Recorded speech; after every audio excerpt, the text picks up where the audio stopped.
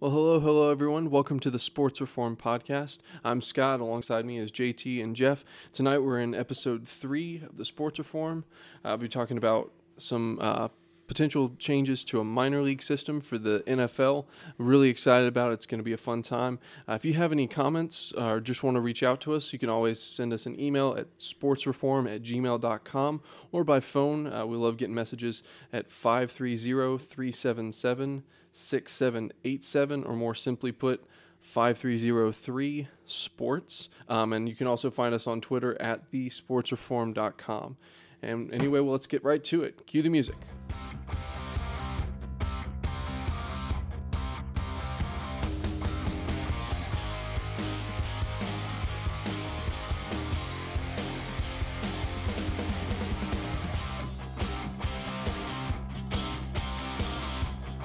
Okay, so today we're going to be talking about a proposed minor league system for the National Football League. It's actually an idea we've had for a while. This was kind of the original catalyst to say, hey, let's start a podcast this whole so show, we can talk about this. So we can go on and on about this. In fact, we'll probably divvy this up over several different episodes. But today we'll just kind of intro it, lay it out, give a brief-ish overview about it. So we tentatively call this the NFLDL, or developmental league, sort of like the NBA has the D League.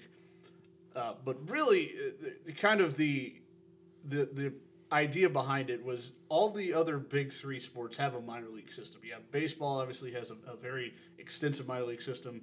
Hockey, less so, but still it's fairly prominent, and then the NBA is kind of bringing up the rear. It's fairly recent. And the MLS added their... That's true.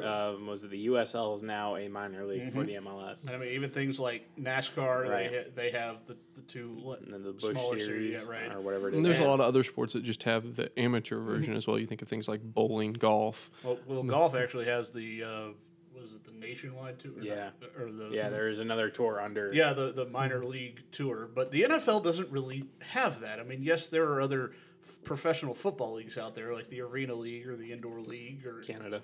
Yeah, the Canadian CFL. League.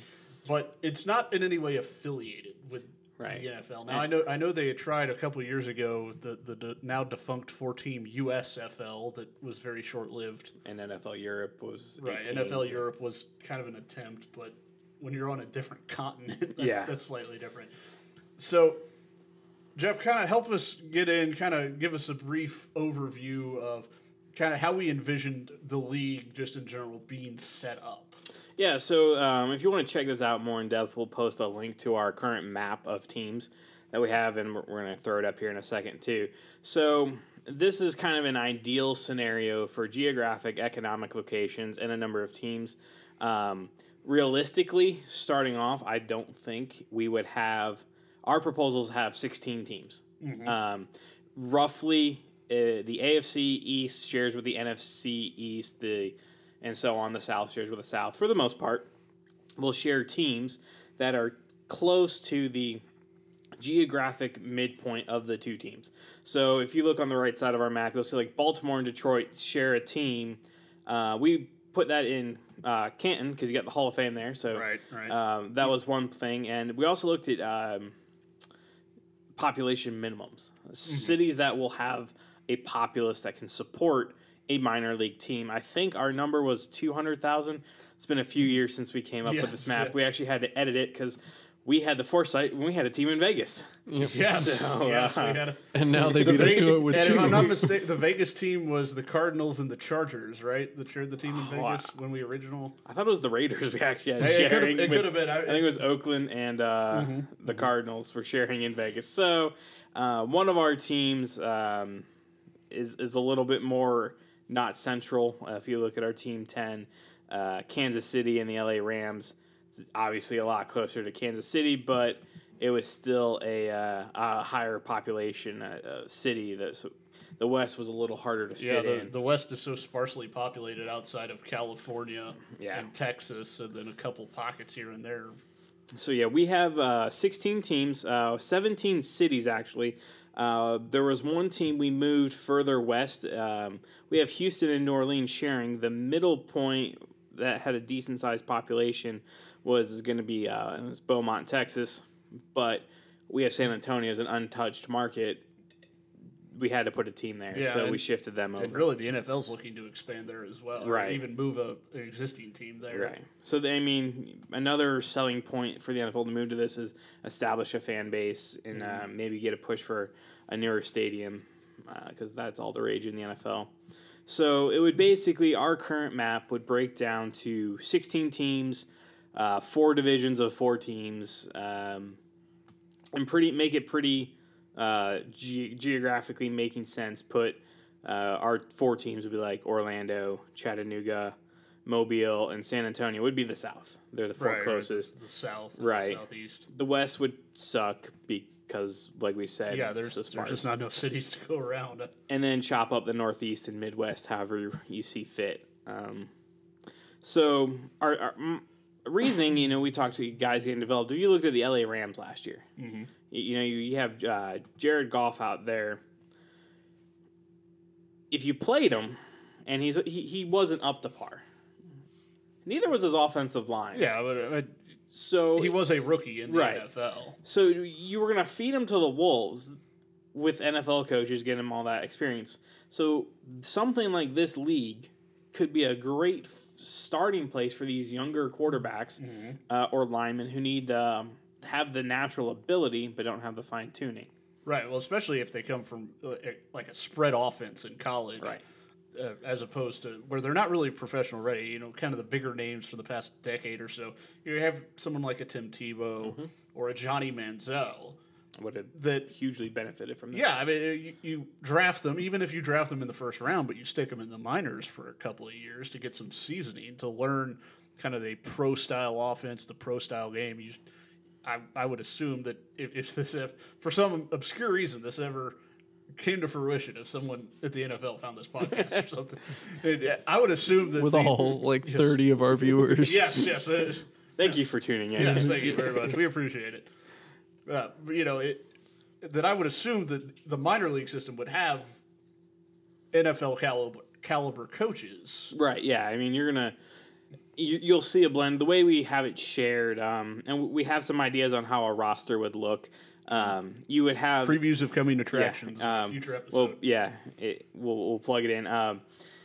You'll have X number of coaches. You kind of look at hockey and baseball. The managers they work together to develop systems. It'll be a little different here because you're sharing. So you'll probably have a more vanilla playbook, especially on offense. Right. Defenses you can probably get pretty intricate, but you're gonna have these top level coaches. Or if you look at college coaches, you have these great coordinators who develop talent, but they're not quite good enough to be a head coach. Yeah, they're not the tactician or right. This gives them another place to go, another outlet.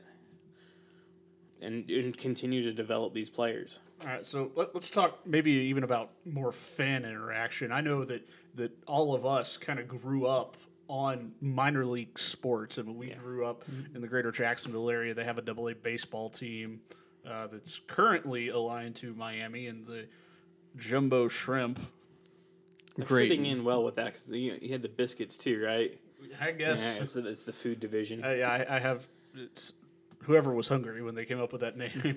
But when we were younger, when we were kids, they were the Jacksonville Suns. They bounced around. They were the Tigers affiliate for a while. Then they went to the Dodgers. The Dodgers was the least sensible affiliation. Possibly, I think, but some of the best talent come through. Clayton Kershaw pitched in Jacksonville. And when Russell Martin caught him. Yes. Or I think he caught him for a season. I think so. But anyway, now they're with the more logical choice of Miami, although all 10 teams in the Southern League could probably fit in with Miami or Tampa better than anywhere else. But to us... I think they also have a minor league football team in the Jaguars still, too. Yeah. Or the Sharks in the National Arena League, a new league, That'll last long. Yeah.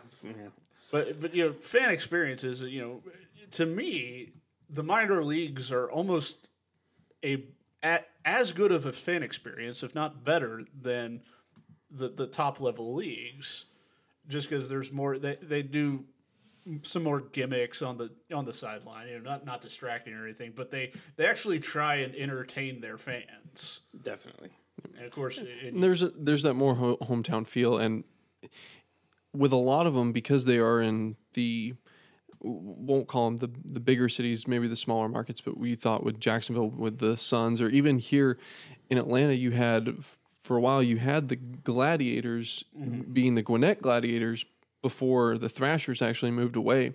And we moved here to Atlanta, the family, prior to the Thrashers leaving, and we went to more Gladiators games than we did Thrasher games. It was easier to get to. It was cheaper. You know, there were a lot of things that involved it, but they were able to make the playoffs. Yeah, and they actually stayed in Atlanta. Yes. I mean, minor things. Yeah. And even more now, you have the Gwinnett Braves. Although they're holding a renaming campaign, a renaming contest to rename the team. Baseball, McBaseball face. There you go. Bodie McBoat face out We're going to submit that to Facebook. We want all 30 of you who are watching this to vote for that. Because the winner gets season tickets to the 2018 season. But yeah, I totally agree that. And I've talked to parents of little kids, and they're more comfortable taking a family of four, if you have like a 5-year-old and a 3-year-old, to a minor league game if they want to do something with sports, than going to an NFL game or something like that. Well, I mean, getting your foot in the door in an NFL game, family 4 is going to be $200. Yeah, and you're touching, if you're in Atlanta, you're touching the roof. Oh yeah.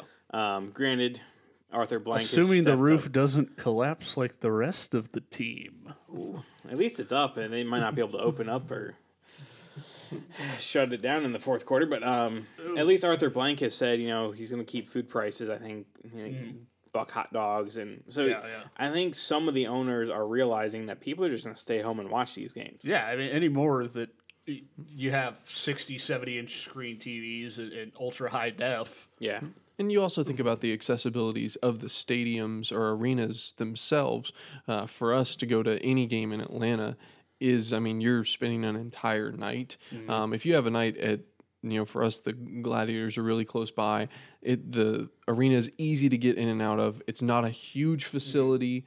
It's in an area where it's just not crowded by the rest of the city. Yeah. It just makes it easier. And for these to have the teams for the NFLDL, again, that name not pending, not marketed, not anything. We don't attach ourselves to that in any official capacity. But these teams would have that impact on those cities that they don't have that experience already, and it does make a difference to those cities. I know that growing up with the Jacksonville Suns, now the Shrimp, having that, there's going to be the people in the cities that don't care, that aren't sports fans, but having another team to cheer on and claim it like as your city, especially for some of these where they don't have something within a driving distance, or if they do, it's just such a hassle to go that it almost takes the fun out of the experience. Very much so, and I think we'll get into later episodes kind of the breakdown of these teams. Right. How would you fill out a roster and some of the reasoning? And we've taken into account local fan base, finding a way to keep some talent that's recognizable, because we live in the South. Football's huge. Every school plays it, so there's a ton of local talent that is here. This gives a chance for those kids, or now young guys, to come back and still get to play, and that'll help draw people to the spaces. Hey, let's go watch our buddy and watch him play. And true, and realistically, because you think, let's take baseball for example, the typical major league stadiums between 40 and 50,000 people. Your typical AAA stadiums right at 10,000, a little more, a little less in some instances. AA is, I know Jacksonville's right around 7,500, but most of them are. And then they go all the way down to when you're in like low A ball, which we have a couple of those, within 100 miles of here. We have a team in Asheville. There's a team in Rome, Georgia, even down in Augusta where Tim Tebow plays, where every time he strikes out, he cures the ref of blindness. Well, and that's something with this league. It's going to have to be viable. Yeah, because if you can't make money off of it, the NFL's not going to do it. But I don't think they're going to make money off ticket sales. I don't, because you're going to want exposure. So they'll make some money, but that's not going to be their driving force. It's going to be the TV revenue. And I think this league can potentially solve the biggest issue the NFL has right now, is that stupid Thursday night game. Yes. Right now we have, who is it? We had the Jags and the Titans play back-to-back years on Thursday night. With Nobody the watched that. gold jerseys. Yeah. It was horrible. I called them the baby diaper jerseys because you know that the person who somewhere a man looked in his baby's diaper and thought that would make a good football uniform color, and the next day he had to design the Jaguars uniforms for that Thursday night. Yeah, it's rough. So this league, we can look at how many teams we have and how long of a schedule you play when you play it, but let's get rid of the Thursday night NFL game and let's put this minor league here. Yeah, put it on the NFL Network. Put it on Twitter. They had the games of the week. And you could even do like a double header if you had an East Coast team play at it. You could really do a triple header. You know, start its minor league. So hey, put your first game. If you're going to put it on Twitter, put it at 7 o'clock. Put it at 9 o'clock and then 11 o'clock. Yeah. Keep the games quick. You play the. You're not going to have as extensive TV timeouts. You're going to have some to make the money. Right. But I think that really solves the issue. The NFLPA hates the Thursday night game. Oh, yeah. I mean, these guys the turnaround's killing them, or really hurting them, literally. So this gives a chance for its exposure. Mm-hmm. You can do triple headers if you start the game at 6, you can go 6, 9, 11. There's lots of variations on how you can get 3 games on TV, rotate every team throughout the league on TV, and you're getting more exposure, more TV contract opportunities without putting your main product at risk, and you're still developing this talent and getting them the exposure. So when they hit the NFL, your work's already halfway done almost. Yeah, you have some inherent marketing built in to, and especially too if it was a high draft pick, even if they were a little bit green, a little bit raw, they had raw talent that needed to be refined. Like a big name spread quarterback coming out, that was drafted 5th overall. Stick them in your minor league system. You can still see them on TV a couple times a season. And another thing is, we're talking about right now so far people you draft and you want to keep. If you look at most teams, they take somewhere between 70 to 90 players. We'll call it an average of 80. 80 players into these camps. Well, if you see somebody, young kid probably, who's got some potential, but he was an undrafted, and you cut him, you now actually have a place instead of cutting him, you could put him. Yeah. And if you did this, where you essentially expanded your roster by 50%, you could even extend the draft. Right now it's 7 rounds. You could start doing a 10-round draft, just because I would assume, and most minor leagues are like this, where you have more player turnover per capita than you do in the big leagues. Obviously, you have that example where you have an undrafted rookie free agent, even in hockey, or somebody who just sticks around the minor leagues for 2 years and then disappears. You have a deeper draft; it's easier to replace them. And I think the biggest position this helps is quarterbacks. It gets them that experience. I would also think offensive linemen as well, especially if you're an NFL team who does zone blocking, and you drafted a kid who was a spread offense and option offense. Yeah, block the guy in front of you and go. So they got a big learning curve.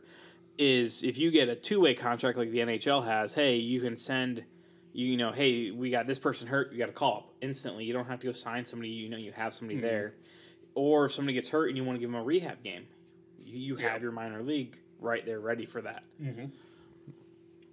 Yeah, that's it. And if you're a diehard NFL fan, you know that when if your team has a couple quarterbacks injured and they have to go sign, someone like a Kerry Collins, or that's a dated reference, but kind of the mid-30s quarterback who's semi-retired, or he's not officially retired, but he just never landed with a team, and he has 4 days to learn an entire playbook, and you're going to get blown out even by a mediocre team that next Sunday. Yeah. Bring up now. Granted, he would still if you brought up a quarterback from your minor league system, or a wide receiver, he would still have to learn most of the playbook. He'd be with you in camp at least. Yeah. Traditionally, if he's one of your picks, he'll have been through a camp with you to get these. So it's not quite as steep of a learning curve. Right. It might not be as fresh in the mind. Yeah, if you got just somebody off the street, even if they were a skilled football player or a viable NFL veteran. Yeah, and I don't know how deep we want to go here. Well, I'll tell you what. Let's break down the cities, or at least kind of list them out here for the people who won't actually see the map or just are looking for a quick reference. Okay, yeah. But we did a couple ground rules. Number one, that two teams will share a minor league team, and we'll get into this in a later. But they would roughly get half the roster. Yeah, and so there need to be a little bit cooperation about, okay, we can't send 5 quarterbacks to this team or something like that. But and I think realistically, if this is to get off the ground, I think what we came up with was a perfect, 2 teams. Best case scenario. I think realistically, you might see this start with 8 teams, where 4 teams share. So 4 NFL teams share a minor league team. And you could do it for each individual conference. Right. Yeah. So or division, excuse me. Yeah, your division share. So you would have 4 teams together sharing. So there would be a little bit of cooperation there. And but right now this is based on just 2 teams sharing. Kind of ideal scenario if this becomes a thing. End result for when the NFL takes our idea and makes it golden. And we don't see any money for it. No, we're not seeking money for it. But basically, and kind of our ground rule was we didn't put 2 teams from the same division or even the same conference together with a minor league team. That way you kind of avoid not necessarily competition, but almost sabotage of... Right. And you didn't want the rivalries. I think there were a couple teams, some people are always going to hate them, but for the most part, there's no real spat between the cities that we could tell or had learned of. And we tried to keep them as close as possible. The Midwest and the Northeast gets a little tricky, just piecing. So our list is probably not the best. There's probably better ways to do it, but it was a starting point. But basically what we looked for in the locations of the minor league teams were a population center of at least 200,000 people that was roughly equidistant between the 2 teams.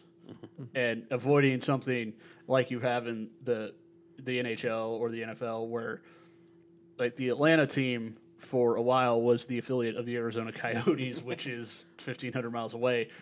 Now it's only slightly better because we're the affiliate of Boston, the Bruins, which is still almost for a while there we were Arizona and Buffalo. Yeah. So we just dropped Arizona and moved further east. Yep. So anyway, our first division, which encompasses kind of the northeast corridor, this is, for lack of a better term, the AFC East sans Miami, and the NFC East sans Dallas. But because those are such easternly teams. Yes. Miami. We can also talk about realignment. Reformation of the NFL. Yes. But we have Buffalo and Philly sharing a team, and we put them in Wilkes-Barre, Scranton, Pennsylvania. They already have another minor league. They have a minor league baseball team, unless they've changed their name recently. They were the Yankees AAA affiliate, the Wilkes-Barre Scranton Yankees. So there is a population center there. Okay. And they have the... Yeah, we're fans of the offices. It's next to Scranton. Sue us, okay? And they have the AHL... Yes, they also have the Penguins AHL affiliate. So there's enough population there that they could feasibly support a hypothetical minor league football team. The rest of the teams gets a little bit dicey just because the population center of the Northeast is so compact and so dense. But we have the Patriots, New England Patriots, and the Washington Redskins sharing a team in Trenton, New Jersey. And looking back on that one, might not be the best because of the Eagles and the Redskins. Yeah, the Eagles are right there, but it's roughly equidistant. Yeah, it's roughly equidistant. There's enough population center there. New Jersey is the most densely populated state in the union. Yeah. So the next one, we cheated a little bit. We have the Jets and Giants. And their minor league team also is in New Brunswick, New Jersey, which is right next to East Brunswick. We can't win them all. Not all states are perfect squares. Okay, that one was a little bit of a cheating one. We were a little lazy. and here's kind of where we break from the divisions we previously had. Also in this division, we have the Colts and the Panthers sharing a team.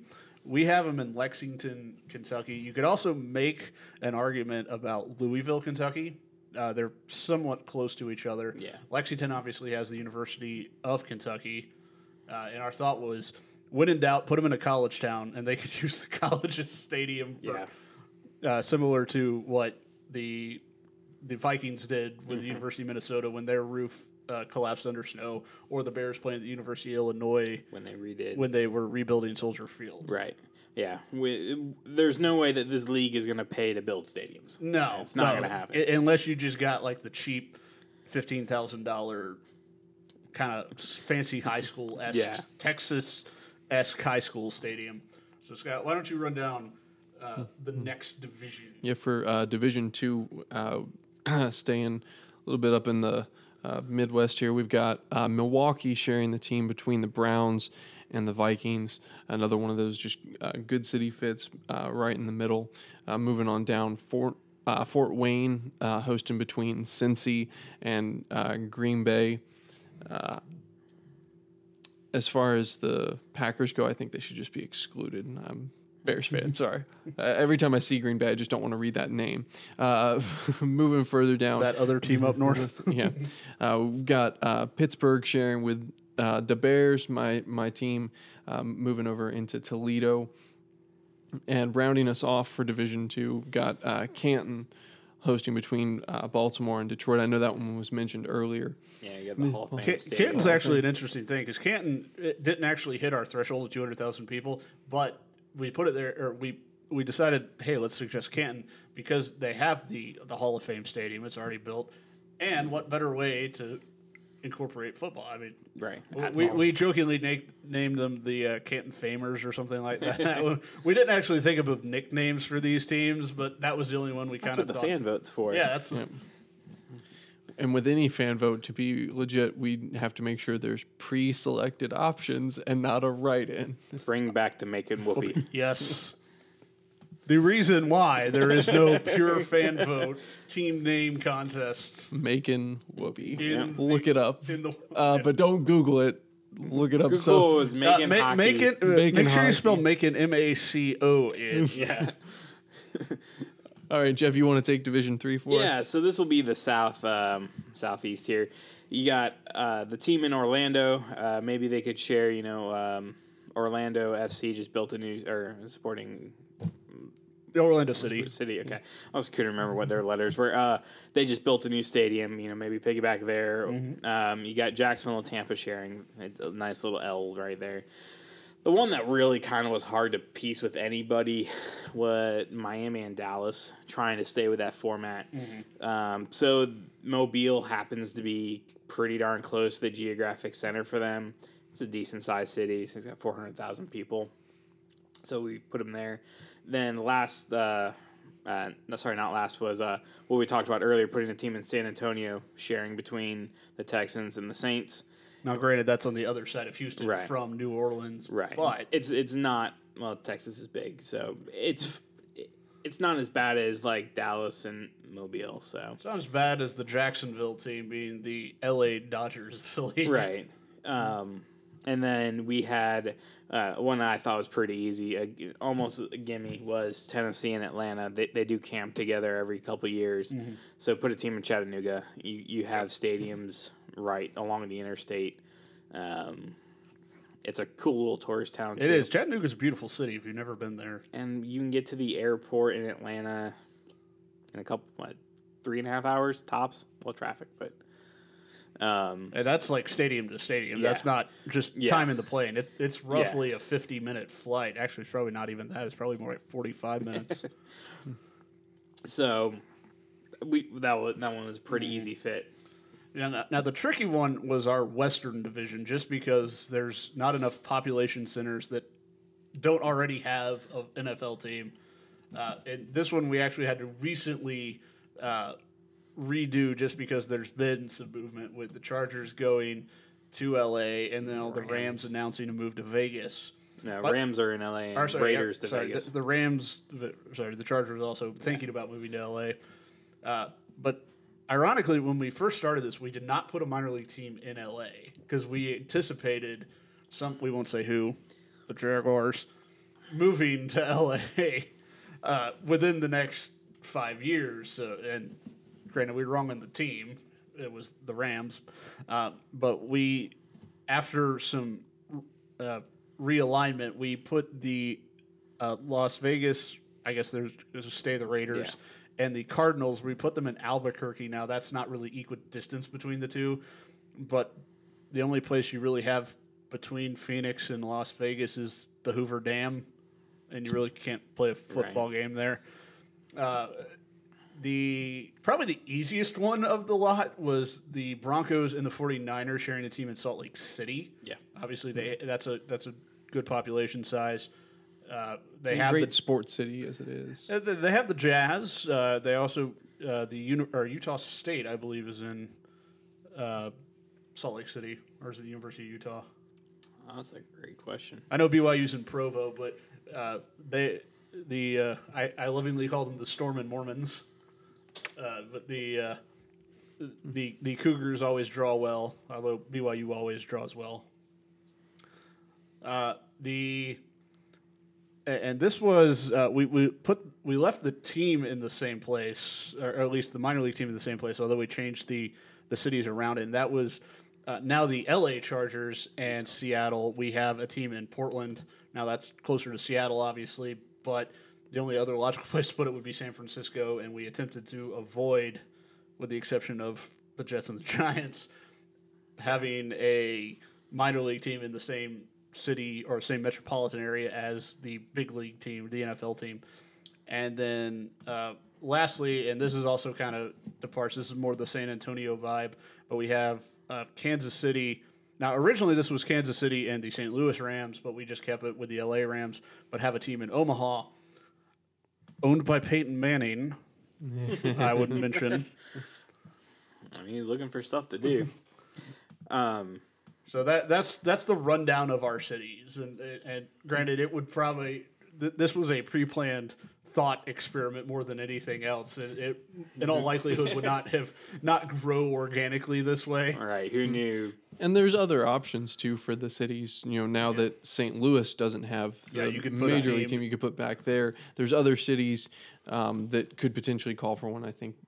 Just as an example, Oklahoma City. Mm-hmm. There's ones in the areas, but maybe they just don't fit our criteria. Maybe it turns out if something like this were to ever happen, there'd be better cities, different options. You could make an argument for something like a Memphis.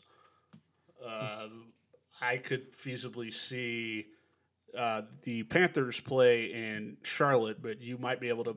The Raleigh-Durham area could probably support a minor league team. And then we don't have any Virginia teams on here, but somewhere like a Norfolk or Richmond. Yeah, Richmond definitely could easily. Right, if we put the Redskins and the Ravens together, you put the team in Richmond. Yeah. It was just we kind of looked at each division and went down. I think just whoever. I think we did it by the year rate before rankings or something. Yeah. There was not a huge amount of thought as to who was paired to who, with the exception of that wasn't even thought, the Jets and Giants. Yeah, that was probably the when you play in the same stadium, right? Keep your players real close. So I think let's pick up next week with roster makeup, roster breakdown, season length, and schedules, and also kind of the what you could do with players, with minor league players in terms of how that would change the dynamic of the NFL itself. Yeah, you could also jump in more to the benefits. Not only we've talked a little bit about the players and to the league, but also the individual teams, and we've talked some about the fan bases as well. But do that for the cities and what all that would entail. And for the fan at home, no more Thursday night games. A lot of positive coming out of this. Yes. We will make this reform happen. So if anybody from the NFL is watching, feel Thank free you. to forward Thank you. Yes, Yes. first of all, thank you. Feel free to forward this to Roger Goodell or whoever else could make this decision. I think because we're on YouTube, we're also supposed to say like and subscribe, but Oh, we haven't monetized our account, so it doesn't really do us anything. you can But, still know. like and subscribe. We won't mind. We won't tell you no, don't do that. Right. But we're not begging for money when we say it. True. Well, let's go ahead. We'll hop on to our next segment real quick. Again, this segment's Positive Star of the Week. We've done this every week so far. Want to remind you it's sponsored by mooselyhats.com. Again, go check them out. Would love for you to just take the time.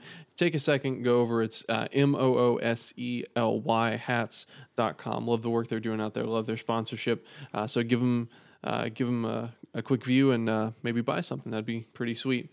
One thing I want to say before we jump into the Positive Star, we talk about reaching out to us. If you have positive stars, someone you want to recognize, a really good sports story, something you hear positive in your local community or just around the country, around the world even, please write us in. We're noticing that it's a little bit difficult to get some positive stars. You open up ESPN or Fox. There's a little negativity in the world today. There's a lot of negativity. And even when it comes to sports, I opened up earlier and we're looking and you see, someone arrested for DUI, someone suspended on drug charges, someone, even if it's not necessarily someone doing something dumb, you have players getting injured and being out for a season, or something happening with a team with a contract or something being lost, and it's really difficult to find really positive. And Marian Hossa, it turns out he's allergic to his own pads and can't play hockey for a year. Yeah, it's all over the board. If ever. So, but just to jump in real quick, the Positive Star this week, we're going to send it out to Billy Monger. This is just an incredible story to me. Less than 3 months since losing his lower legs in a British Formula 4 race. Don't look up the video on YouTube. Proceed with caution. Yeah, if you do look up the video, don't eat right before you do. It's just a horrific event to see. But then to hear this story, it's less than 3 months since he's lost his lower legs, and he's already revealed that he's going to be making his return to racing it's a specific prepared car for the VDV season finale in November. And this new story that we pulled from, there's also news that they've announced coming up. It's an academy driver. It's aimed for exclusively disabled drivers coming out in 2020 for 24 Hours of Le Mans. I'm probably butchering some of those names. So actually, you're doing fantastic. Yeah, that's pretty good. Okay. I'm there. I'm not up on my Formula 4 or Formula 1 as much, so this is a stretch for me. But the thought behind it for me that just blows my mind is I see a horrific crash like that, and you think, even if you've been in a car wreck yourself, I was in a car wreck a few years ago, and it still shakes me sometimes to be in a car and maybe have someone slam on the brakes, and for him to be in a crash that horrific, to lose his legs, and then say, you know what, I'm going to rise above this, I'm going to take the challenge, and he is... From what I read, it's more of a bold, like, I'm going to be out in November doing this again. And he's not letting the hindrance of, now that he has a disability, some people who have these types of disabilities don't even see them as disabilities. They just see it as kind of a change in lifestyle, really. And he's already set the goal and said, I'm going to be back in November. And that's not like... You sometimes hear the pick up your bootstraps. It's not. That's an ambitious goal. Yeah. It really is. Yeah, and it's not, I'm going to jump back in next week. He knows it's going to take time and training, but he's setting that goal to meet and to make, and he's not letting, in sports, any type of injury or thing of this nature can really set you back. Most people, would just hang it up. But just to go out of their way, and then to know that the sport itself is accommodating for this, like I mentioned earlier, the disabilities, a lot of people don't see them as such. And we just, as the average sports person, or even in the leagues or divisions, whatever is the governing document of that sport, should really recognize, people with, disabilities or, different ways to go about sports, they can still compete and still make a difference to the sport. I just think it's a really encouraging story. And it would have been real easy for Formula 4 and the powers that be, regulation committees, to basically deny him the ability to alter his car in such a way that makes it possible for him to drive a race car. They're very regulated in everything they do. I mean, when you're talking about the way even the driver's seats to make sure they're within a gram of where they're supposed to be. Right. It would have been so easy for the competition committee just to go, no, it's an unfair advantage or whatever. But kudos to them, too, for being that accommodating. Yeah. Absolutely. I think we're going to jump off over to our wonky rule segment. This one is a bit newer for the NFL. We're going to kind of keep with the football theme back here with the reform aspect of the show. A couple years ago, the NFL moved the extra point back and also allowed for the extra points to be returned. Mm-hmm. Well, this added a new scoring play, not necessarily the blocked kick for a score, but it added a new point value score for a non-kicked ball, or a non-kicked ball through the uprights. So now there is a way for a team to score 1 point without the ball going through the upright. So this would happen one of two ways, really, is, you get the kick, is snaps butch, and somebody on the kicking team recovers it and decides to run backwards 75 yards. Probably not going to happen. And then gets tackled in his end zone. That would be a 1-point safety. What we have seen in actual college football games happen twice. I think, was it Musburger called both of them? I can't remember if it was Musburger. I know Musburger called one of them. Yeah, it was the same announcer, or one of them was the same on both. I think it was Oklahoma, Texas, A&M one year, or... We'll put a video. I'll find the links and I'll put them back in there. But it was a blocked extra point. The defense recovered it in the air in front of the goal line, and then tried to return it. During the course of the return, ran into their end zone and got tackled, and it was a safety. Now, originally, the first time it happened, the refs kind of botched the call, but replay caught it, and they're like, "Hey, this is a 1-point safety," and so they actually got the point for that. So it's kind of a wonky rule you might see play out now, especially because you can return the 2-point conversions and kicks. So I love that now with the wonky rules as we're going through them, it's all because they've happened. We know about them because somewhere a referee made the decision of this is in section whatever, paragraph B, dash note line 2.1. I read it, so I'm going to call this. Unlike the rule book of, say, golf, where they try and plan for every hypothetical situation that could possibly happen. Yeah. Alrighty, well, rounding off, we'll just touch off. We've got a lot more to come in the next few episodes, so stick around. But for our send-off today, again, we're just going to go through. We've got a pretty fun one, I think, but I'm just going to start off and get mine out of the way real quick. Sound off, send off. We've talked about this before. It's just something that's been bugging us. We've done sports related ones so far, but I just want to go out on a left field limb real quick and say it really, really bothers me. And you guys, it's going to be so stupid. It really bothers me when you get up to the cash register to pay out if you're at a grocery store. You have to, first off, you have to enter your card with the chip, and it takes forever. But then technology now has the nerve to ask you if you want money back. It's worded wrong. I want to find the maker of the card machines and say, can you afford money back? Because I always want money back, and technology is asking me the wrong question. I always want money back. Give me the option to say, if I wasn't poor, would I get it back? Anyway, that's my send-off. You guys take it away. Take it away. Been there, done that. All right, let's rewind 1 week to Game 6 of the Stanley Cup Finals. A lot of outrage over this, but we're going to talk about the missed call, the blown call that arguably cost the Predators a goal, and according to some people, totally changed the outcome of the entire series. Now, here's the thing. Yes, it was a blown call. That did not need to be a dead puck. The referee, while he was in his standard position, he was at a bad angle to see it.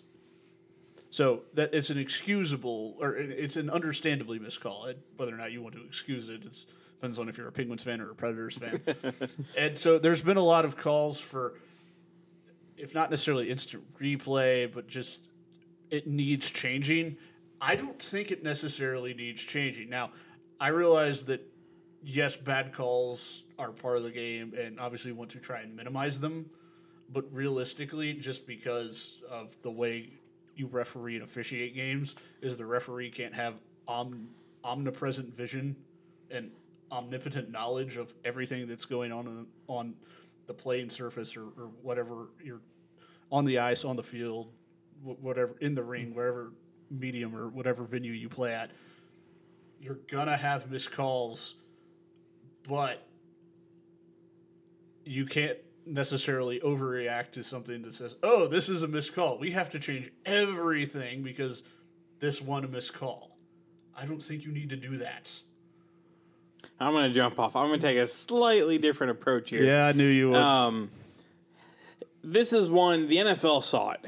When there were plays where there were fumbles and somebody immediately picked up the ball, but it wasn't ruled a fumble, but they challenged it. They went, oh, crap. That was a fumble. They recovered it, but the way our current rule said, it's pointless to challenge it because they won't get the ball back. So I think the NHL could learn something here and do that. You know, the NFL, the whistle doesn't fully end the play anymore. You play that step beyond the whistle. If you look at that play, nobody stopped playing. Now, the NHL has the intent to whistle rule. I understand that. So the whistle technically blew before it blew, even though it shouldn't have blown. So that's a fun one to say 3 times fast. Well, actually, I think 3 people stopped playing. The goalie who got Murray, who got spun around, or was that Fleury? That was Fleury, sorry. Yeah. Fleury got spun around, and then the 2 guys that were right on top of him. Well, Neil was locked up. I mean, that was a hockey play. Yeah, it was a hockey play. But and then you had the 2 guys crashing the net. They didn't stop playing. Right, I mean, and they went full on. So if you allow replay to, hey, that puck was clear and covered, this was less than a second later, the puck was in the net. So there's some room there. Does it have to be completely reworked? No. The lost side of puck's a good rule. I play goalie. You know, those guys come hard to the net. It hurts. You guys get chopping in there, and you're trying to cover a puck. You get exposed because you don't have pads like on the back. You have pads at the front. So the rule's good, but it could be tweaked. Not necessarily an overhaul. I think so. And honestly, I've always said, why can't there be a common sense clause in the rule books? Now, realistically, that would never happen because then you get into what is common sense or that. But I also understand the reasoning behind that rule is goalies a lot of times are in very, very vulnerable positions, and the last thing you need are very sharp skates and very dangerous sticks flailing around. Some more videos we give you caution if you YouTube. Yes. Flailing around a potentially defenseless goalie. Right. I understand you want to protect defenseless players. But in a bang-bang play like that. Yes. I mean, that would have been a quick review. Hey, the intent to whistle was there, but the puck wasn't there. These 2 guys continued. And one of the things I harp on is the whole it potentially changed the outcome of the series. Yeah, I don't think you can really say that. I don't know if you say the series. It definitely changed the momentum in that game. And that series had been built to momentum. If you looked at the run of goals that series had, where a team would score first, score again. I mean, it definitely flipped a little bit of the switch. So I think that would be our send-off.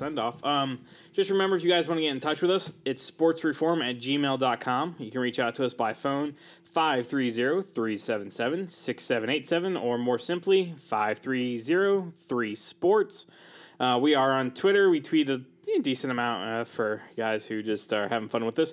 And we're at the Sports Reform, and we might have also been able to leak some U.S. soccer jersey for the Gold Cup. I'm really excited if those are the case. And we're also on Facebook. For the record, we didn't actually leak that. We just found somebody else. Yeah, but hey, we are getting some acknowledgement on it. So if they do come to fruition, I will be very happy. We'll take credit for it. Yeah, but get rid of those black, red, and blue jerseys. So absolutely, yeah, maybe add some stars back. There's a cool design. I'm all for that. All right, well, thank you guys for tuning in, and you have a great week. Thanks for joining the Reform. See you next time.